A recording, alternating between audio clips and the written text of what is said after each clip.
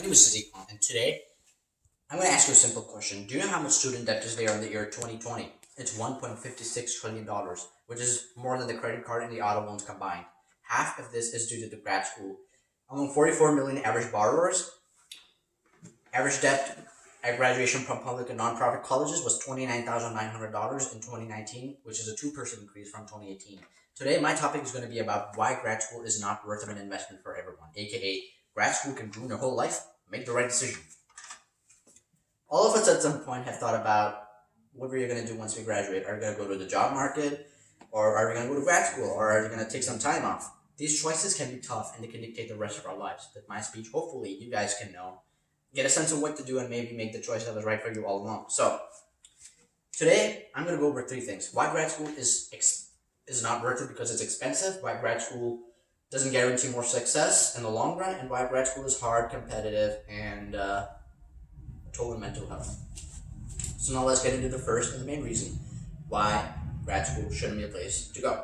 It is insanely expensive. As you can see from this graph right here, average education cost from 1971 to 2019 and 2018 dollars has increased from about a 145%, right? Average cost for a master's degree is between $30,000 to $120,000, and that doesn't include other costs such as transportation cost, living cost, books cost. It is a mental burden as well as a financial burden. You can easily take out loans here, but what people don't realize is that they have to pay interest, right? They have to pay more than they borrow, right? And we have a system here in America that you can easily take out loans, but what students don't think about is how to pay for it, okay? The greater earning potential from the grad that you get, it can become offset by the amount of debt you borrowed, and you'll probably pay for the rest of your life, or at least for 20 years, depending on the type of loan. So the question is, will you make more than you borrowed? According to the U.S. News Education section, in-state graduate programs are rising to $30,000, whereas top private universities have an average tuition of about $57,000, right? All these top schools. So I'm not saying people don't get scholarships and grants. They get it. But the tuition cost is rising dramatically, right? And as compared to that, the grants and scholarships are very less. So you have to think about opportunity cost. Will you be making more money than you borrow? Okay? Is getting a degree in your field the right way? You need to ask yourself this question, right? You need to predict your worth of investment by searching your job prospects, And this is a very important point. You are not only looking at the tuition and fees, but you're also looking at the lost wages and the debt that is incurred, the interest payments from the debt that is incurred, right? Your total loan should be less than your first year starting salary. If you look at this medical statistics, 75% of medical students who graduate with debt. $191,000 is the average debt medical students accrue, and $104,000 average shortage of doctors expected in 2030. I mean, wow. And student loan borrowers not graduate with an average of $37,000 in student loan debt. That's about the same as a 20% down payment of a $185,000 home, buying 3 cars, and a startup cost for a business, or having a wedding, maybe, Borrowing for grad school, number of students graduating with 6-figure student loan debt is at an all-time high from 2012, and the grad students is that dark blue line, as you can see here. And average debt load upon graduation for students who borrowed by type of graduate degree, as you can see in every single degree. In 2012, the tuition was very high. So, now let's talk about why grad school is not an indicator of guaranteed more success in terms of job or career, right? Getting an advanced degree doesn't automatically single you out as a better or more qualified potential employee. Not all jobs require a PhD degree. In fact, the truth is a lot of employers are looking for experience and skills over a degree, The same time to just spend studying in grad, you could have been working out there, Some careers are better to just not being undergraduate. For example, according to usenews.com, computer engineers can still earn a 6-figure salary. And it doesn't make sense to leave a job for graduate school. If you have a job, continue it. You might get more ahead in life. You're avoiding the job hunt too, basically. According to the Chronicle of Higher Education article in Tough Economic Times, the number of graduates pursuing a degree increases.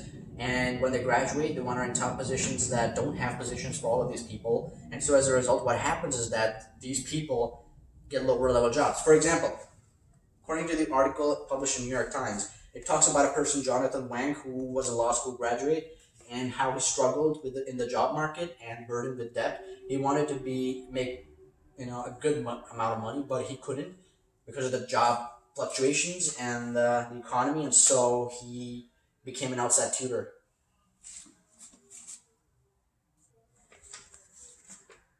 You're rewarding the job hunt too, it's not a guaranteed employment or a resume booster. You may have just as much opportunities like undergraduates and finding jobs. Not all jobs require a master's degree. In fact, before jumping in grad, my advice is ask people, reach out to them, ask them, make network connections, attend career webinars. You may be surprised. Do your homework. Some grad offers research or work experience, while others don't. So the real world may be more helpful for your career instead. And the number of employers who don't support any type of tuition assistance for its employees for grad school was 44% in 2012, as compared to 35% in 2007, and calculated by Society for Human Resource Management. And employees prefer experience over academic record, as calculated by a survey by Chronicle of Higher Education in 2013. As you can see, this blue line is for experience, this is for academics, and all types of sectors. Same over here. Internships is the utmost factor of attributes in evaluating grades for graduates for hire, and then comes employment during college, and then comes other things like college major, GPA. So, now I'm going to talk about why grad school is competitive, hard, and its potential health risks. Going to grad school might mean you have to put important life milestones on hold. Grad school is not a place to discover yourself. Some people go there to find their passion, but it's not a place to switch careers. You know what I mean? You have to go there with a specific thing in mind, that you're going to do this major and you're going to graduate with this degree. Students who go into grad school not knowing without what to do are likely to drop out without getting a degree. There's a lot of burden in grad school too, from figuring out how to pay for colleges, tuition, to managing the courses and the pressures and the competition. It has all, and it can take a toll on mental health and affect you psychologically. So, according to a 2014 study, University of California at Berkeley found that 47% of its PhD students had signs of depression. Reason being academic disengagement. Graduate student risk of anxiety and depression is more than 6 times higher than that of the general public. Among graduate students who reported suffering from depression or anxiety, more than 55% also reported an unhealthy work-life balance, according to an article in Inside Higher Education. 39% of graduates suffer from depression, social isolation, feelings of inadequacy, abstract work nature, and lack of sleep are all common characteristics that grad school presents. So, according to this data collected by UC Berkeley, 45% of graduate students report having an emotional or stress-related problem over the past year. Feelings including suicidal thought, depressions, hopeless, sad, exhaustion, overwhelming. This is John Brady, a student who committed suicide at UW-Madison University because of his toxic environment in grad school that he found. He couldn't take the pressure, and also because of his toxic relationship with his mentor right here. So would you want to be like him? Would you want to commit suicide and risk everything just for grad school? I guess not. According to this LinkedIn article, I found this was very good. First, you're impressed. When you go to grad school, you're oppressed, you're depressed, and then you're most impressed. Okay? So, graduate school might not be worth going and investing your time and money because, let's rewind back to everything that I've said. They're very expensive. They no longer guarantee more success in the job run, right? And in terms of making money. And they are competitive, they are hard, and not for soul searching, and emotionally bad, So the important thing is to ask yourself, do I really want to go to grad school?